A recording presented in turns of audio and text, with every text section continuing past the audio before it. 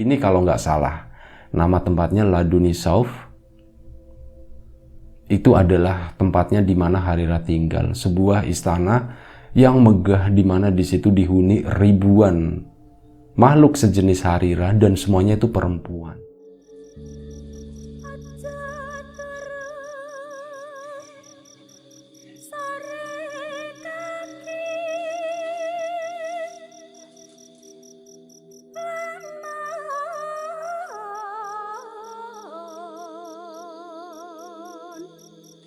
Ana dewa ngangklang jagat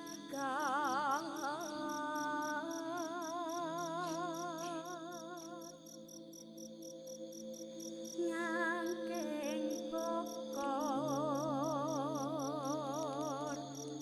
kencanane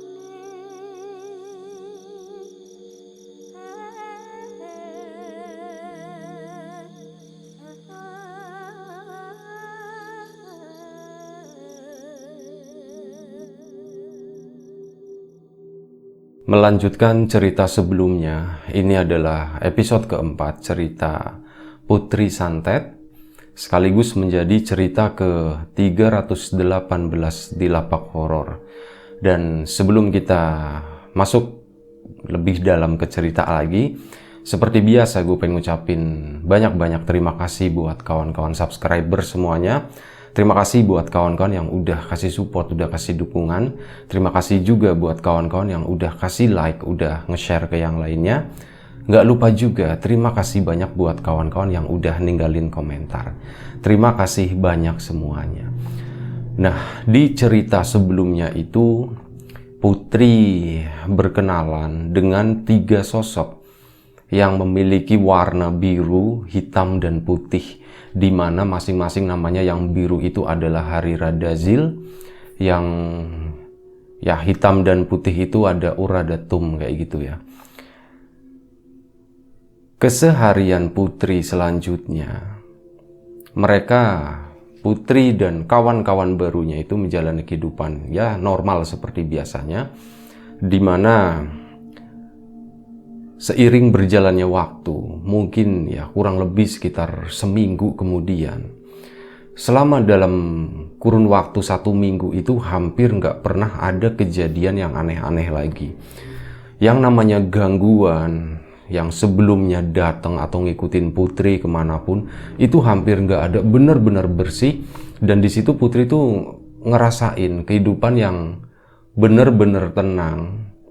Dia ngerasa ada sesuatu yang beda dalam dirinya. Dan anehnya tuh begini, justru teman dekatnya Ayu dan Maya ngerasa kalau Putri itu ada yang berubah. Putri menjadi satu sosok yang sedikit agak keras kepala. Sebelumnya Putri kan orangnya tuh fair banget ya, open minded banget, mau menerima apapun tanpa mendebat begitu ya, tanpa harus menjatuhkan orang lain seperti itu saat berdiskusi atau sedang berdebat sesuatu. Cuman memang Putri punya prinsip yang sangat kuat, kalau iya iya, kalau enggak seperti itu. Tapi belakangan Ayu dan Maya itu ngerasa ada perubahan dalam diri Putri. Putri itu jadi orang yang agak sedikit temperamen. Kayak contoh aja nih, dia lagi motong sesuatu di dapur, lagi mau bikin apa, dia motong-motong, terus ada sesuatu yang gagal gitu ya, entah apa gitu. Itu suatu pemandangan yang aneh. Ketika terjadi seperti itu Putri sampai ngelempar pisau begitu, brak gitu. Ayu sama Maya kan pas ngelihat itu saling nengok gitu, ini ada apa dengan anak ini gitu. Dan akhirnya waktu itu Ayu sama Maya itu sempet ngontek beberapa temennya, cerita begitu ya, termasuk salah satunya itu ada gue juga di kontak juga ya, bilangnya seperti itu, ceritanya seperti itu, ada yang berubah nih. Dulu kan ya tahu sendirilah anaknya kayak gimana, tapi sekarang kok jadi seperti itu ya. Dan kalaupun lagi ngobrol, lagi berdebat seperti itu, dia akan cenderung ngebantah dan akan cenderung naik pitam gitu.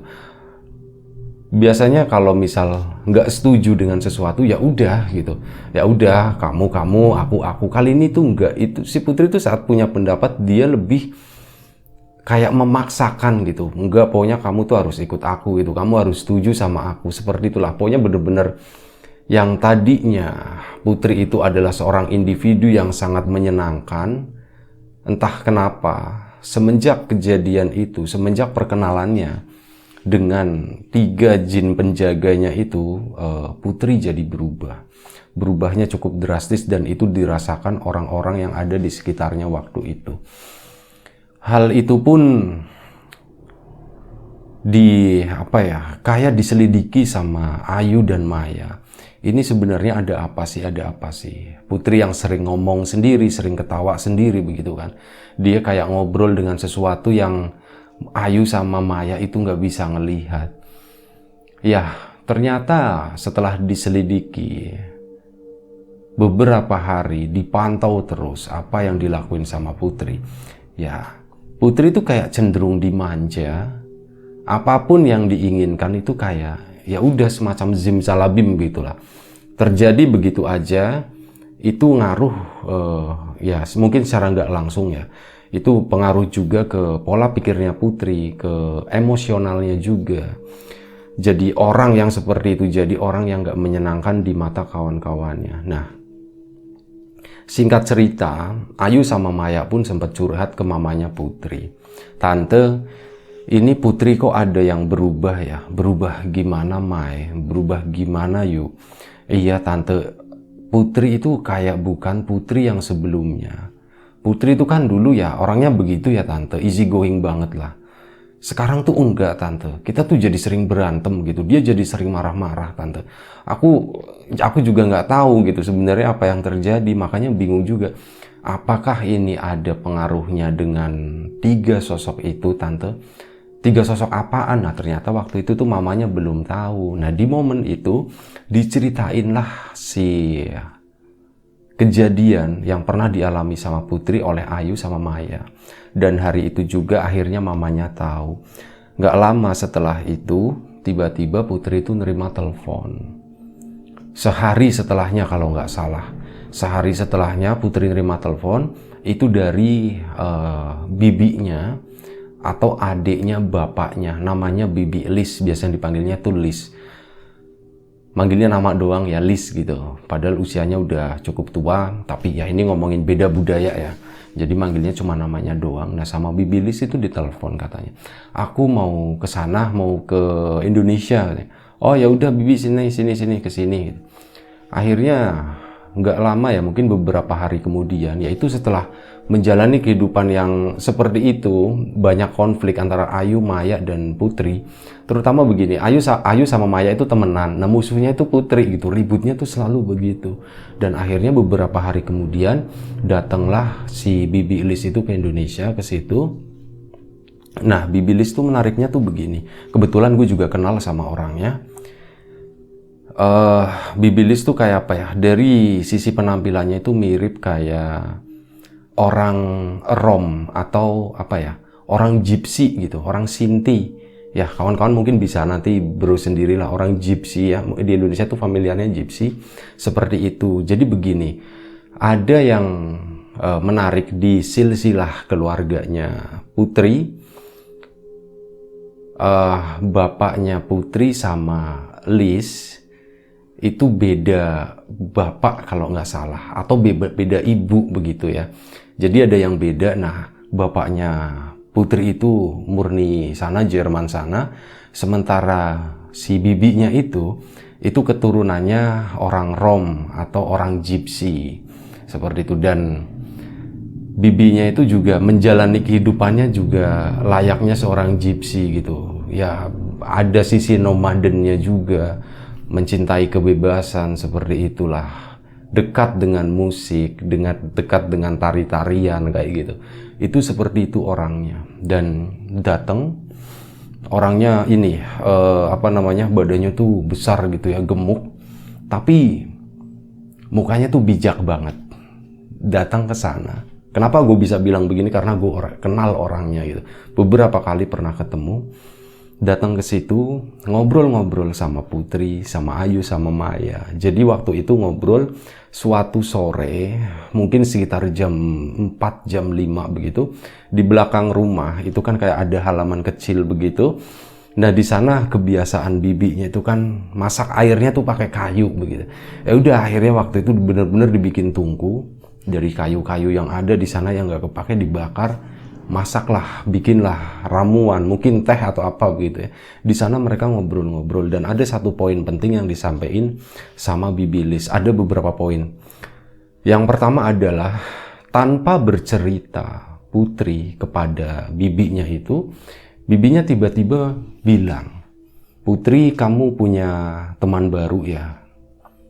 Lah, di situ Putri bingung gitu kan, nengok. "Iya, Bi," kata. "Iya, Lis," gitu, manggilnya Lis doang. "Iya, Lis, aku ada teman baru," gitu. "Oh, begitu ya. Ini nanti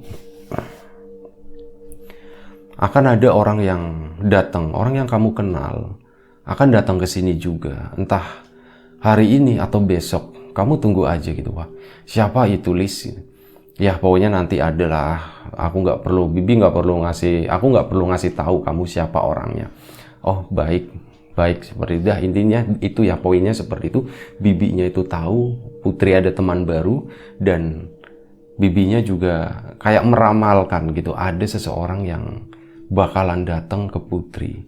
Dan bener aja, keesokan harinya jam 10 pagi, Putri itu dapat telepon dari siapa? Dari Mbak Prima. "Putri, kamu lagi di mana sekarang?" "Oh, aku lagi di Bali." "Oh, gimana kabar kamu?" gitu. "Oh, kabarku baik-baik, Mbak. Jadi semuanya udah beres." Diceritain semua ya. Semenjak ada ini, aku ya sekarang udah nggak ada lagi gangguan-gangguan itu, seperti itu. "Oh begitu ya." Dan setengah jam kemudian tiba-tiba pintunya Putri itu ada yang ngetok. Dan saat dibuka ternyata itu adalah Mbak Prima. Ya, Mbak Prima nelpon itu saat dia udah di Bali. Jadi waktu itu mamanya Putri itu sempat waktu ngobrol sama Ayu sama Maya, menceritakan kondisinya seperti itu. Nah, mamanya itu minta tolong sama Ayu sama Maya buat nelpon Mbak Prima, buat ngasih kabar seperti itu, diceritain aja gitu, takutnya ada yang salah di anaknya. Akhirnya apa? Mbak Prima pun ya memutuskan, oke deh, kayaknya aku harus ketemu langsung sama Putri. Dan dia pun rela jauh-jauh nyusul ke Bali situ, cuman buat ketemu sama Putri. Alhasil ya hari itu, siang itu, Mbak Prima itu datang ke sana. Putri kaget dong. "Loh Mbak, kok udah nyampe sini?" "Iya, aku tadi nelpon udah di bandara kok," katanya. "Oh pantesan, aku pikir dari Jakarta langsung ngecelap ke sini," gitu. Mbak Primanya ketawa doang. Udah akhirnya mereka ngobrol, dipersilahkan di sana. Dan Mbak Prima itu kayak ngasih kode ke Ayu sama Maya, minta waktu gitu, minta waktu. Dan Putri waktu itu sempat nengok ke bibinya yang berdiri di sana juga, dan bibinya cuman senyum sambil ngangguk begini ya. Udah bibinya pergi, Ayu sama Maya juga pergi, tinggal Mbak Prima sama Putri. Waktu itu duduknya itu di teras bagian belakang rumah sana, sambil santai ya, sambil minum. Mbak Prima juga sekaligus sambil istirahat.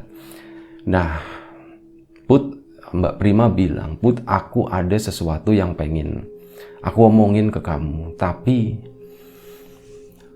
Mbak tuh bingung gitu, gimana cara ngomong ke kamunya ya, supaya cuman bener-bener kamu aja yang denger gitu.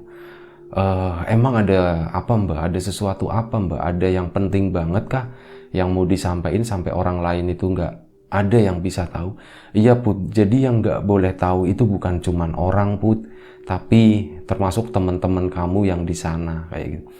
Dah saat begitu Putri itu sempat nengok ke belakang dan nggak tahu apa ekspresi dari teman-temannya itu. Yang jelas begini, Mbak Prima tiba-tiba itu megang tangannya Putri, dipegang begitu di atasnya begini. Putri waktu itu ngerasa awkward juga lah, ini tumben-tumbennya gitu Mbak Prima tuh seperti ini, ada apa. Dan saat dipegang, kata Putri, Putri tuh ngerasa kayak mendengar sesuatu ya, tapi mendengarnya tuh bukan di telinga. Ini sesuatu yang susah dijelaskan ya. Mungkin ya ini adalah sesuatu yang disebut telepati atau apa, yang kebetulan gue juga nggak bisa gitu. Cuman kan kadang setiap orang ngerasa kerentek gitu ya. Cuman sebatas itu doang. Nah ini tuh katanya Putri itu kayak bisa ngedengar suara Put, kamu bisa dengar aku nggak? Dan itu adalah suaranya Mbak Prima. Tapi Mbak Prima itu nggak ngomong begitu. Jadi tangannya cuma dipegang begini, kamu bisa dengar suara aku nggak? Dan Putri itu ngejawab, iya Mbak, aku bisa ngedengar suara Mbak gitu. Baik, begini Put. Kita ngobrolnya via ini aja ya. Lewat hal seperti ini, kamu bisa mendengarkan, kamu bisa mengerti kan? Dan Putri di situ, kalau kamu bisa mengerti, kamu jawab dengan anggukan katanya. Dan Putri begini, oh berarti benar kata Mbak Prima, Putri itu bisa ngedengar atau bisa nangkep pesan dari Mbak Prima itu, pesan yang nggak diucapkan. Nah Mbak Prima di situ tuh menyampaikan satu hal. Jadi begini Put, seperti yang pernah Mbak bilang sebelumnya, sewaktu di Jakarta, waktu kamu nelpon malam itu, waktu kita ketemu, Mbak tuh yakin kalau ini adalah skenario besar, Put. Ini bukan bagian dari santet. Memang betul ada yang nyantet kamu, itu betul. Bener, itu bener banget. Tapi itu santet-santet itu justru dianggapnya kayak semacam penghalang doang. Itu kayak pengganggu dan akhirnya ya mereka itu disingkirkan sama teman-teman kamu itu, teman-teman kamu yang baik-baik itu gitu. Oh iya Mbak, terus gimana lagi Mbak gitu. Nah sekarang begini Put, kayaknya Mbak sendiri nggak pernah cacat di depan kamu kan. Oh iya betul Mbak gitu.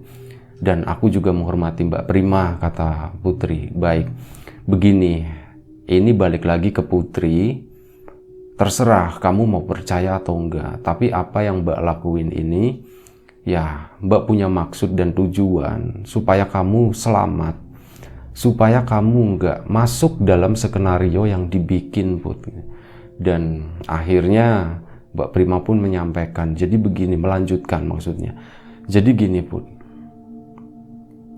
apa yang terjadi selama ini, apa yang kamu alami selama ini, itu bagian dari skenario mereka. Aku nggak mau nyebutin ya siapa yang bikin skenario, itu nanti dulu. Tapi yang jelas kayak begini, skenarionya tuh begini. Untuk menjadi seorang pahlawan Put, kamu butuh penjahat begitu. Nah di situ Putri maksudnya gimana ya Mbak ya? Maksudnya tuh begini, apa yang kamu alami selama ini adalah sesuatu yang gak baik terus kan. Sesuatu yang jahat, sesuatu yang bikin kamu gak nyaman. Dihantui, dimarah-marahin orang, atau apapun itulah, banyak hal yang mungkin Mbak sendiri gak tahu semuanya. Mbak cuma tahu apa yang kamu ceritain. Nah, melihat dari situ, dibutuhkanlah figur pahlawan untuk menyelesaikan itu semua Put. Dan sekarang lagi terjadi, sudah terjadi Put. Oh gitu ya Mbak ya. Nah sekarang begini, dari apa yang Mbak sebutkan tadi, dari apa yang Mbak sampaikan tadi, coba kamu pikirkan baik-baik, diolah, dipikirkan benar-benar. Mbak tahu kamu tuh bisa lah menyelesaikan semua ini, bisa memahami semua ini. Baik Mbak, ya aku coba pikirkan. Mbak sendiri nggak mau nyampein ini secara vulgar. Takutnya ada yang mendengarkan juga gitu. Tapi Mbak yakin kayaknya nggak ada yang mendengarkan apa yang Mbak sampaikan. Intinya seperti itu aja. Dan ya udah, silakan kamu coba pikirkan, kamu renungkan apa yang sebenarnya terjadi. Nah setelah itu tangannya dilepas dan mereka melanjutkan ngobrol-ngobrol lagi siang itu. Sudah di sana Putri banyak merenung ya. Satu petunjuk dari Mbak Prima itu munculnya pahlawan setelah ada penjahat begitu. Itulah skenarionya itu seperti itu dan Putri langsung ngeh. Jangan-jangan yang dimaksud Mbak Prima itu adalah Harira dan kawan-kawan. Itu adalah hal yang udah pernah yang sekarang lagi terjadi. Cuman yang jadi masalah, kalaupun iya itu benar ulah mereka,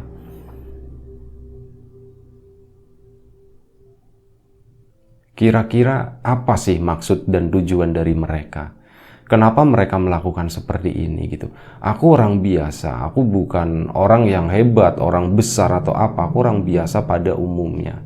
Seperti itu. Nah, setelah itu ya udah siang itu selesai, mereka pun istirahat ya, Mbak Prima juga capek. Put, aku numpang istirahat dulu ya, katanya. Oh iya, nggak apa-apa Mbak, mau di sini mau sehari, seminggu, sebulan juga nggak apa-apa Mbak, welcome gitu. Aku welcome di sini. Silakan dinikmati fasilitas yang ada ya seadanya seperti ini, dan akhirnya aku juga mau istirahat Mbak. Capek juga ternyata, katanya. Akhirnya Putri pun istirahat siang waktu itu sambil terus berpikir apa sih sebenarnya yang terjadi. Putri udah paham dengan intinya, tapi sekarang yang jadi masalah adalah kalaupun itu benar, iya, apa yang dibilang Mbak Prima, alasannya itu apa? Kenapa mereka mau melakukan seperti itu? Gitu. Nggak ada untungnya kayaknya menurut Putri. Akhirnya siang itu Putri pun tertidur. Putri tidur siang itu dan tumben-tumbennya Putri itu bermimpi. Mimpi yang sangat jelas. Mimpi yang cukup panjang.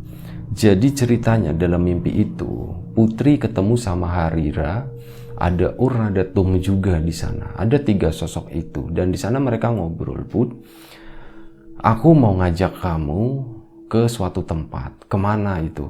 Ke rumahku, kata si Harira ya. Ur sama Tum itu cuma diem aja. Hampir nggak pernah ngomong, hampir nggak pernah bersuara. Cuman diem aja begitu. Nah yang banyak ngomong itu Harira tadi. Ya aku mau ngajak kamu ke rumahku. Oh baik. Nah ternyata ya namanya mimpi ya.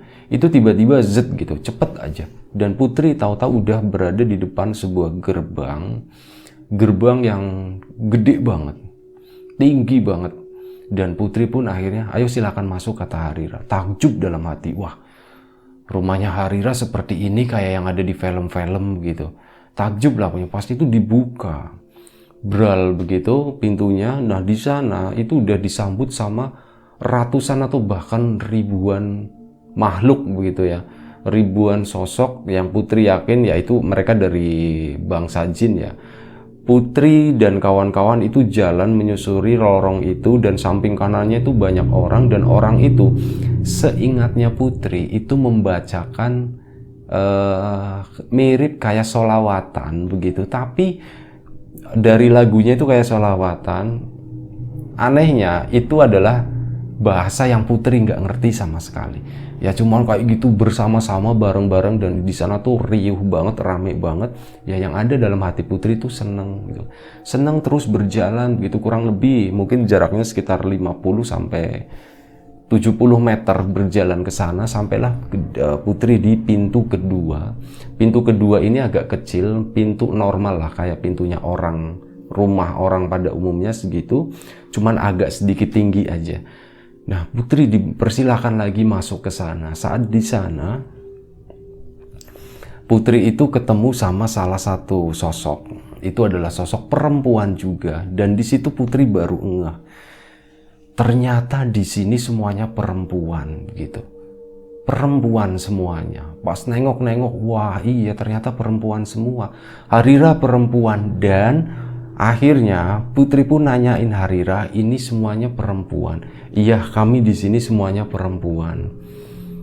Lah, ini ada Ur sama Tum, mereka laki-laki kan? Bukan. Ur sama Tum itu bukan laki-laki. Mereka itu perempuan juga. Wah, di situ Putri kaget. Oh, perempuan juga. Aku pikir ya habisnya Ur sama Tum itu nggak pernah ngomong katanya. Jadi Putri ngiranya itu adalah laki-laki karena dari wajahnya itu lebih cenderung kayak wajahnya seorang pria gitu.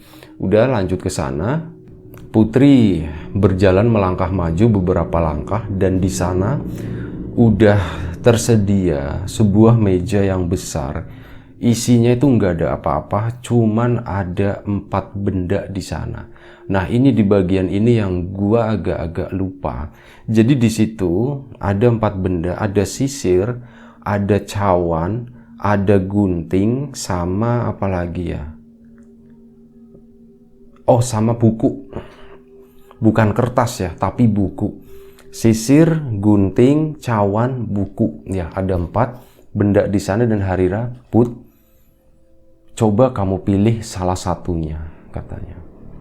Wah, ini buat apa ya, katanya. Udah, kamu pilih aja, ikuti kata hati kamu. Kata Harira seperti itu. Kamu pilih yang mana? Dan Putri akhirnya dengan bingung ya. Ini mau milih apa? Ini artinya apa? Putri terus berpikir, ini jadi ingat tradisi Jawa juga ya. Kalau untuk anak bayi kecil, itu kan saat merayap, dia biasanya apa sih ada namanya lah. Tapi gue lupa. Mereka disuruh milih gitu benda apa. Nanti gedenya, oh bakal jadi seperti ini, jadi seperti itu. Kurang lebih seperti itu ya. Nah ini sama yang dialami sama Putri di situ. Dan Putri pun di sana memilih buku gitu. Sesuatu yang tebal diambil sama Putri. Wah, di situ pada tepuk tangan semua. Wah, kamu pilihan kamu bagus pun. Dan akhirnya udah dibawa aja gitu. Ini artinya apa, Harira? Nanti kamu akan tahu dengan sendirinya. Udah, Putri ke sana lanjut. Di sana Putri itu disuguhi kayak sebuah pesta, makan. Makanlah Putri di sana dan akhirnya, ayo Put, kita udah waktunya untuk pulang. Kamu jangan terlalu lama di sini. Nanti kamu akan jatuh cinta dengan tempat ini, akan jatuh cinta dengan negeri kami. Jadi ini adalah saatnya kamu pulang. Dan begitu Harira bilang seperti itu, tiba-tiba semuanya gelap. Saat gelap, Putri pun kebangun. Pas kebangun, kaget gitu kan. Wah, aku mimpi gitu. Aku mimpi tapi aneh banget. Dan anehnya lagi, di sampingnya Putri itu udah ada buku yang dia ambil dalam mimpinya itu. Nah, waktu itu Putri langsung nengok, kan nih Harira mana? Harira ternyata udah ada di sampingnya. Cerita Putri Harira ini, apa ini gitu? Kenapa aku tadi mimpi kok tapi tiba-tiba ada ini gitu? Ada buku ini. Nah, itu punya kamu. Kamu bawa aja, kamu buka aja. Kamu baca aja gitu. Putri pun gak pakai lama, saking penasarannya buku itu diambil. Ternyata setelah dilihat-lihat begini, warnanya hitam, tinta ininya tuh warnanya emas, dan Putri baru ngeh, ternyata itu adalah Al-Quran. Wah, Putri seneng banget kan, wah aku bawa ini ya, bawa Al-Quran ya. Saat dibuka, Putri kaget, bengong begitu. Harira, ini mana tulisannya? Kok tulisannya kosong begitu? Ya, nanti kamu akan bisa melihat dengan sendirinya, kata Harira seperti itu. Nah, udah sore harinya, udah itu tapi begini, waktu itu Harira sempat pesan, tapi udah ini kamu sembunyiin aja, kamu nggak usah bilang ke siapa-siapa, seperti itu. Dan udah akhirnya itu buku tadi, sesuatu yang dianggap Al-Quran tadi itu disimpan sama Putri pun melanjutkan aktivitas seperti biasa. Dia kan ingat, wah ada Mbak Prima juga, ada Lis juga di situ. Akhirnya ya udah, Putri mandi biasa berkumpul dengan mereka semuanya. Dan sore itu memang Mbak Prima itu agak sedikit aneh. Mbak Prima itu nggak pernah melepaskan pandangannya dari Putri. Bener-bener terus dilihatin gitu ya, dengan tajam. Sampai akhirnya Mbak Prima itu megang tangannya Putri lagi. Bilang, Put, kamu dengar aku nggak? Oh iya Mbak, aku dengar kamu. Put, Mbak mau nanya, kamu mengalami hal apa seharian ini? Oh, Putri diam di situ. Put, ayo bilang ke Mbak gitu. Jujur aja nggak apa-apa. Nggak ada yang bisa dengar kok, kata Putri. Nah di situ pun Putri cerita, iya Mbak, aku tadi mimpi siang seperti ini, dan aku disebutkan nama waktu itu begini. Aku datang ke suatu tempat. Nah Mbak Prima di situ nanya, tempatnya apa Put? Kamu tahu namanya enggak? Iya Mbak, aku tahu namanya. Tadi waktu dimimpi kan sengaja nggak gue sebutin dulu. Ini karena obrolan sama Mbak Prima ditanya tempatnya apa. Jadi sewaktu di sana Harira itu menyebutkan nama tempatnya. Nama tempatnya itu agak susah ya. Nama tempatnya itu Laduni Sauf. Ini kalau nggak salah. Nama tempatnya Laduni Sauf. Itu adalah tempatnya di mana Harira tinggal. Sebuah istana yang megah, di mana di situ dihuni ribuan makhluk sejenis Harira dan semuanya itu perempuan. Putri cerita semua, termasuk diceritain saat dia momen memilih satu barang dan dia memilih buku seperti itu. Wujudnya karena seperti buku dalam mimpi tadi. Diceritain lagi, Put, kamu hati-hati ya katanya. Oh iya Mbak, tetap fokus dengan apa yang pernah Mbak cerita, yang pernah Mbak bilang tadi pagi itu tentang pahlawan dan penjahat. Ya baik Mbak, aku akan tetap ingat itu terus Mbak. Nah udah setelah itu dilepas lagi. Setelah itu mereka pun seperti biasa menjalani hari-harinya. Dan kali ini Mbak Prima yang mengalami sesuatu yang aneh. Tiba-tiba malam harinya Mbak Prima itu demam, badannya itu panas gitu ya. Wah, pada panik di situ kan. Cuman satu orang yang nggak panik di sana, yaitu Lis, bibinya Putri itu nggak panik sama sekali. Dia tenang, dia cuman merhatiin gitu ya. Bibinya Putri itu kan nggak bisa bahasa Indonesia. Akhirnya coba ngobrol ke Mbak Prima melalui Putri, ditranslate. Apa yang kamu rasakan katanya? Ya badanku panas, sakit seperti itu. Oh iya, tapi enggak apa-apa katanya. Ini cuma ya pekerjaannya si itu begitu, cuma pakai istilah si itu. Oh iya, aku tahu. Terima kasih gitu. Tolong dibantu ya, Lis, kata Mbak Prima itu. Oh iya, saya akan bantu. Seperti itu. Udah Bibi Lis cuman diem, nggak banyak ngomong karena keterbatasan komunikasi itu tadi. Akhirnya apa? Keesokan harinya kondisi Mbak Prima itu udah mulai agak membaik. Dan Mbak Prima pun cerita ke Ayu sama Maya. Yuk, Mai, masalahnya ini makin serius loh. Temen kamu ini sebenarnya kamu mungkin pernah denger kan kalau Putri itu kena santet. Itu enggak, sama sekali enggak kena santet. Santetnya itu udah mental dan memang bener. Putri disantet sama sekian puluh dukun gitu yang disewa sama saudagar kaya seperti itu, tapi itu mental semua Put. Mereka tahu kok siapa yang ada di sekitarnya Putri dan itu adalah kekuatan yang sangat besar. Tapi yang jadi masalah sekarang adalah kekuatan itu tadi, para jin-jin itu, 3 jin penjaganya itu berusaha nguasain Putri. Nah ini yang paling fatal sebenarnya. Mbak Prima berusaha berapi-api menyampaikan hal itu ke Ayu sama Maya. Kenapa? Karena Ayu sama Maya juga teman dekatnya Putri. Mereka wajib tahu apa sebenarnya yang terjadi. Di situ Ayu sama Maya kan cuman bengong begitu ya, dihadapkan dengan sesuatu hal yang baru yang mereka tuh bener-bener nggak pernah tahu, nggak pernah ngalamin, bahkan nggak pernah dengar. Lah Mbak, kok nyampe segitunya Mbak? Ini beneran Mbak kayak gini Mbak? Ini kayak di film-film doang Mbak? Beneran, ini beneran. Ini sekarang lagi terjadi, makanya aku juga butuh kalian buat ngawasin Putri. Apa yang bisa kami bantu Mbak, kata Mbak Prima. Jangan pernah mendebat Putri. Udah biarkan saja, dipantau aja. Nanti biar aku coba.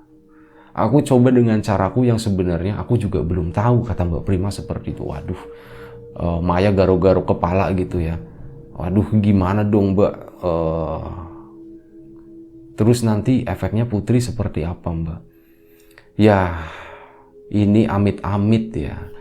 Amit-amit banget kalau memang terjadi dan Putri udah bener-bener tunduk.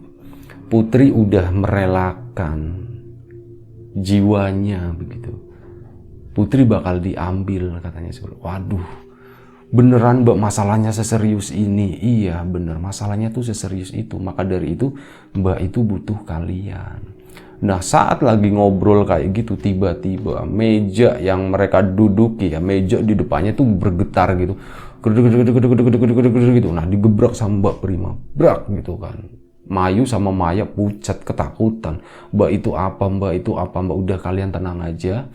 Kalian nggak masuk dalam permainan sebenarnya. Jadi udah, kalian tenang aja. Cuman bantu itu aja. Jangan pernah mendebat. Dampingi Putri terus gitu. Seperti itu. Kenapa kamu jangan mendebat? Supaya kamu nggak memancing yang ada di sekitarnya Putri. Oh baik Mbak, baik Mbak. Mereka bilang baik-baik, tapi dalam hati mereka tuh sebenarnya takut. mereka mulai takut ketemu sama Putri begitu ya. Aduh, ini masalahnya makin runyam gitu. Kenapa? Karena makin kesini, bukannya Putri itu dideketi Ayu sama Maya, malah kebalikannya.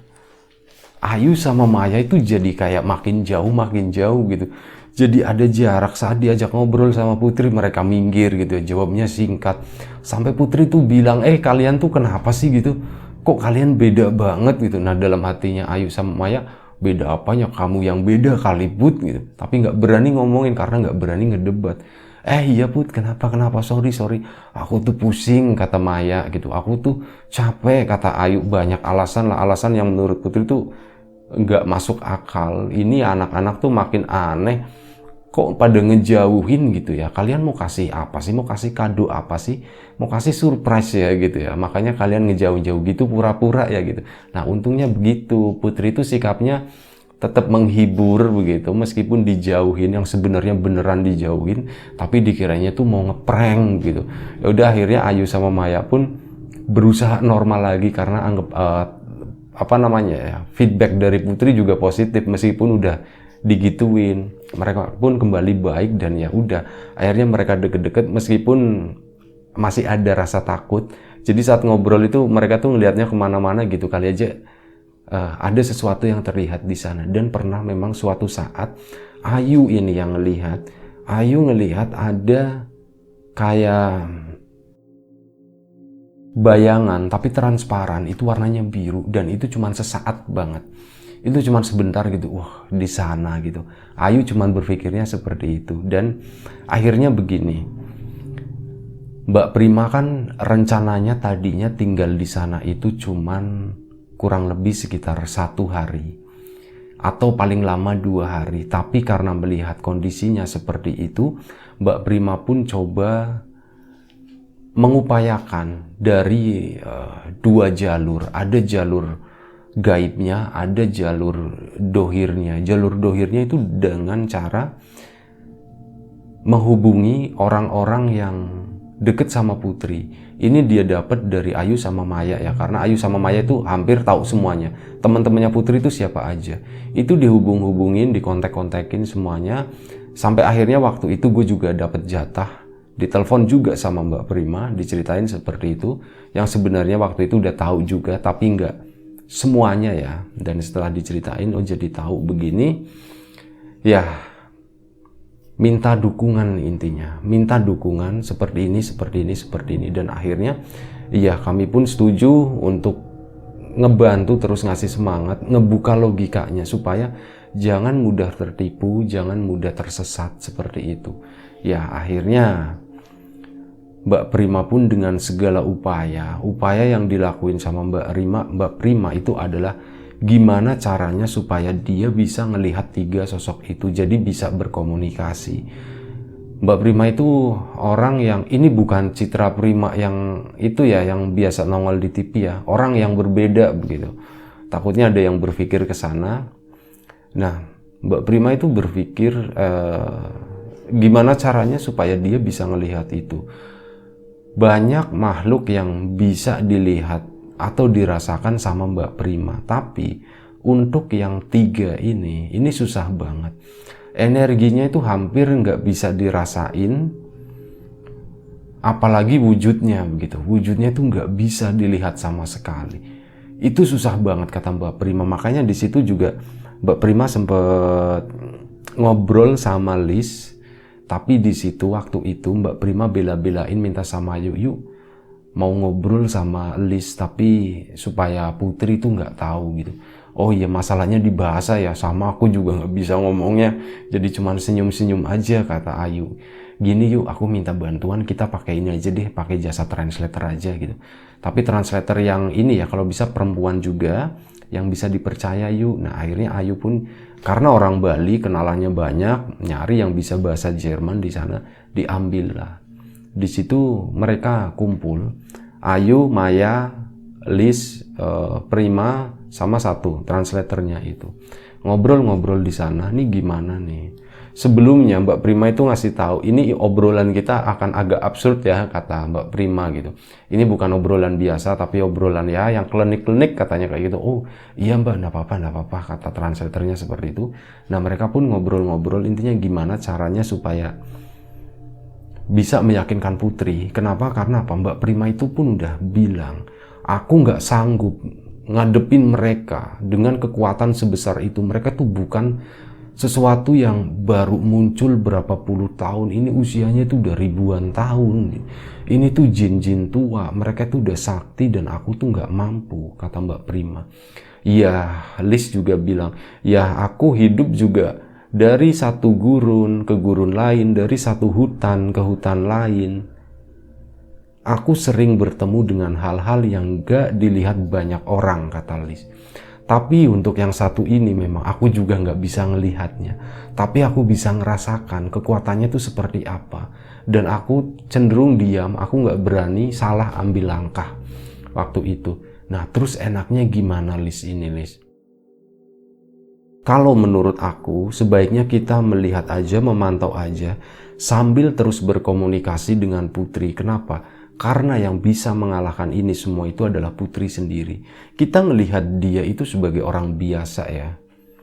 Manusia biasa dengan segala kekurangannya. Tapi aku ngerasain Putri itu punya kekuatan.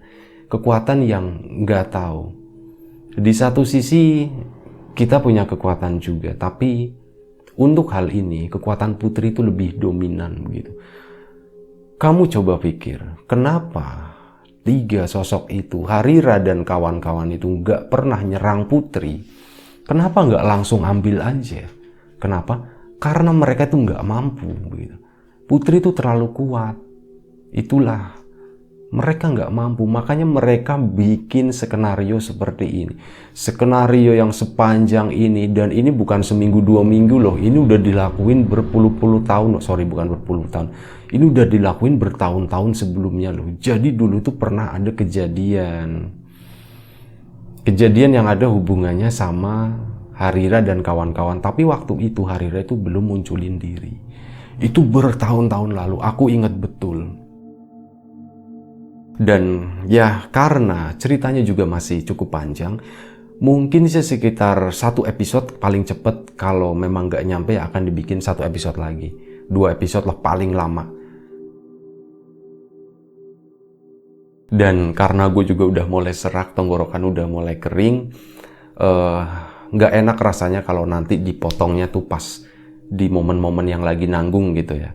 Jadi kita lanjut aja di episode selanjutnya secepatnya. Kalau bisa besok gitu kita langsung update lagi. Nah terima kasih buat kawan-kawan yang udah mau nonton, udah mau dengerin cerita ini.